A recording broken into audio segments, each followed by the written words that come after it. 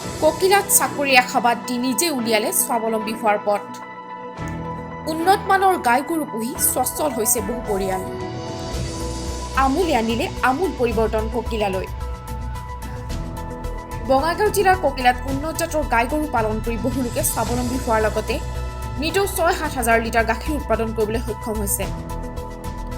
SBI Bongaigaon শাখাৰ মুখ্য প্ৰবন্ধক ৰামকৃষ্ণ নাথ, সহপ্ৰবন্ধক গাৰুপাদু হালদাৰে ককিলাৰ যুৱকসকলৰ এনে কৰ্ম চাই উৎফুল্লিত হয়। গো পালনৰ উৎসাহ দেখি গো পালকক SBI শাখাৰ পৰা সহায় কৰাৰ প্ৰতিশ্ৰুতি দিয়ে বিষয়া দুজনে।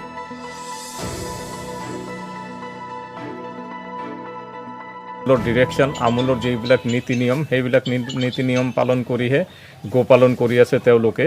খুব ভাল লাগিছে। গোটেই এৰিয়াখন আমি আমাৰ এই সম্বন্ধে কোনো আইডিয়াই নাছিলে, ধাৰণাই নাছিলে যে আমাৰ এই বঙাইগাঁও জিলাত ইমান ডাঙৰকৈ গো পালন কৰি আছে, এওঁলোকে জীৱিকা নিৰ্বাহ কৰি আছে আৰু সম্পূৰ্ণ বৈজ্ঞানিকভাৱে বৈজ্ঞানিক বিধিসন্মতভাৱে তেওঁলোকে গাখীৰখিনি যোগান ধৰি আছে আমুলক।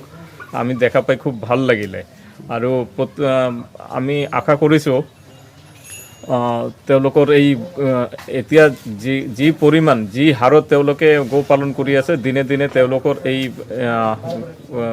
এইটো আৰু বৃদ্ধি হ'ব।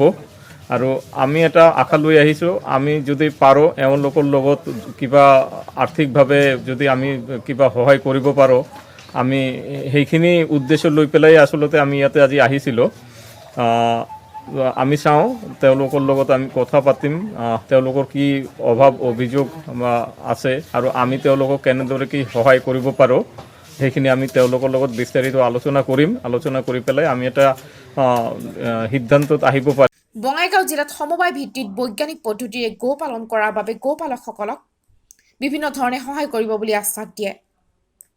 ডেইলি 2 সময়ত মানে ৰাতিপুৱা আৰু আবেলি মিলি মোটামুটি 4,000 লিটাৰৰ ওপৰত হয়। এতিয়া অলপ গাখীৰ কমিছে, আমাৰ ইয়াতে মানে 7,000লৈকে গাখীৰ উৎপাদন হয়।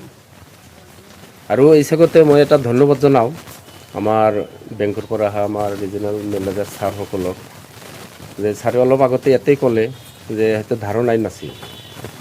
আমাৰ ডিষ্ট্ৰিক্টতে এনেকুৱা এটা ভাল স্কোপ আমাৰ এই ককিলা অঞ্চলত গঢ়ি উঠিছে যে গাখীৰ জৰিয়তে গো পালনৰ জৰিয়তে মানুহে সেল্ফ ডিফেন্স লৈ আছে। যিখিনি শিক্ষিত নিবনুৱা যুৱক যুৱতী আছে তেওঁলোকে ইয়াতে এমপ্লয়ী হিচাপে কাম কৰি আছে, সেল্ফ ডিফেন্স ল'ব পাৰিছে। তো মই বিভাগীয় কৰ্তৃপক্ষসকলক বিশেষ কৰি আমাৰ এই বেংক ছেক্টৰক এটা বিশেষ অনুৰোধ জনাওঁ যে তেওঁলোকৰ ভাষ্যত মই খুবেই আনন্দিত হৈছোঁ যে বুজি পাইছে, হয়তো মোৰ ক'ব লগা হোৱাই নাই, যে ইয়াতে অলপ এছিষ্টেঞ্চ অলপ ছাপোৰ্ট দিলে আমাৰ ৰাইজখিনি আৰু আগুৱাই যাব পাৰিব। যি হোৱাইট ৰিভলিউশ্যন আৰম্ভ হৈছে, এই হোৱাইট ৰিভলিউশ্যনত আমাৰ ষ্টেট বেংক অফ ইণ্ডিয়াক অলপ সহযোগ কৰিবলৈ মই বিনম্ৰভাৱে অনুৰোধ জনাইছোঁ। মাছপাৰা আহি খুবেই আনন্দিত উপলব্ধি কৰিলোঁ আৰু আমি ইতিমধ্যে 5-6টা ঘৰত দেখা পালোঁ যে সিহঁতৰ গো পালন কেনেকৈ কৰে, গাখীৰ কেনেকৈ যোগান ধৰে।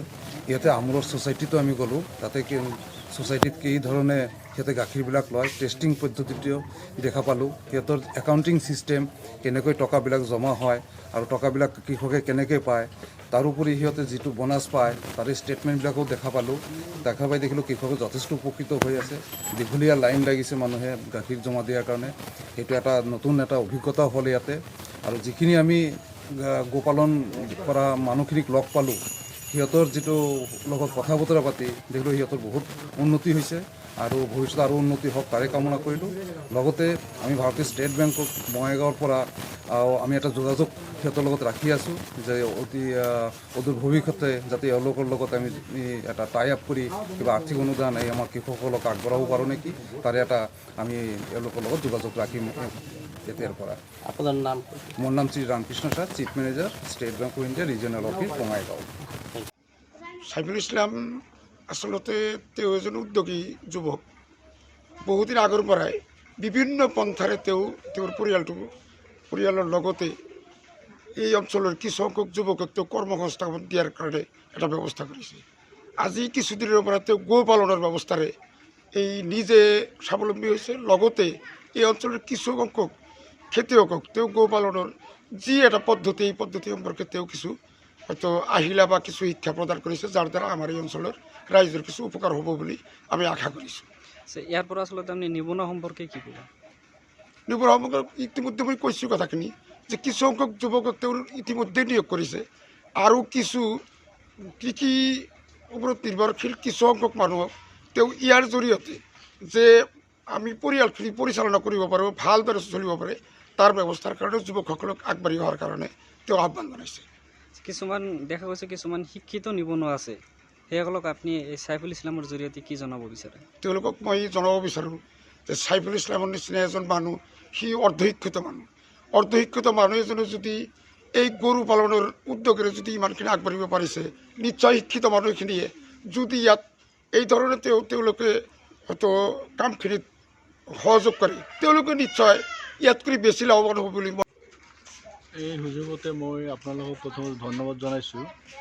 আপোনালোকৰ জৰিয়তে আজি চাইফুল ইছলামে যি গোট পালন কৰি আছে তাৰ উদ্যমীটো প্ৰকাশ পোৱাত নিশ্চয় এই অঞ্চলৰ যুৱকসকলৰ বাবে এটা প্ৰেৰণাৰ উৎসৱ হ'ব আৰু এইখিনি আপোনালোকে এই মিডিয়াৰ জৰিয়তে প্ৰকাশ কৰাৰ কাৰণে যি প্ৰয়াস কৰিছে তাৰ সেই প্ৰয়াস কৰাৰ কাৰণে আপোনালোকক মই আন্তৰিক ধন্যবাদ জনাইছোঁ।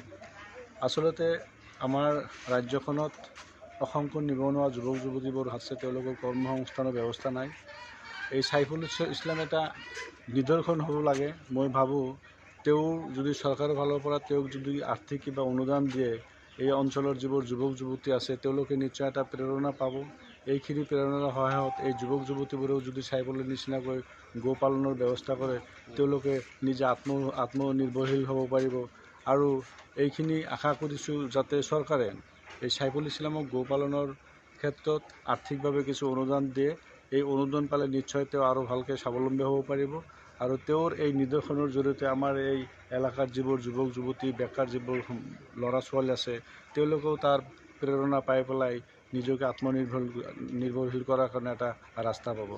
মই চৰকাৰক কৰজোৰ আহ্বান জনাইছোঁ যাতে চৰকাৰে তেওঁলোকৰ যিকোনো মাধ্যমৰ যোগেদি এই পৰিয়ালটোক আৰ্থিক অনুদান দি পেলাই সহায় কৰে আৰু আমাৰ এই যুৱক যুৱতীসকলক এটা প্ৰেৰণা দিয়াৰ কাৰণে প্ৰয়াস কৰে। এইখিনি মই চৰকাৰক আবেদন কৰোঁ। উল্লেখ্য যে লকডাউন আৰু গো খাদ্যৰ নাটনিৰ বাবে বহু লোক জুৰুলা হৈ পৰিছে। যদিও ককিলা অঞ্চলৰ গাখীৰ আমুল কোম্পানীয়ে লোৱাৰ বাবে বহু গোপালকে আৰ্থিকভাৱে লাভৱান হ'বলৈ সক্ষম হৈছে। নাম্বাৰপাৰা চাইফুল ইছলামে গো পালন কৰি বৰ্তমান প্ৰতিদিনে ৮০ৰ পৰা ৯০ লিটাৰকৈ গাখীৰ উৎপাদন কৰি আছে, যাৰ বাবে সফল হৈছে চাইফুল ইছলাম। লগতে চাইফুলে নিবনুৱা যুৱকসকলক এনেই বহি থকাতকৈ গো পালন কৰিলে নিবনুৱা সমস্যা সমাধান কৰাৰ ক্ষেত্ৰত সহায়ক হ'ব বুলি কয়। ককিলাৰ পৰা ইয়াছিন আলী ৰিপৰ্ট, জন নিউজ।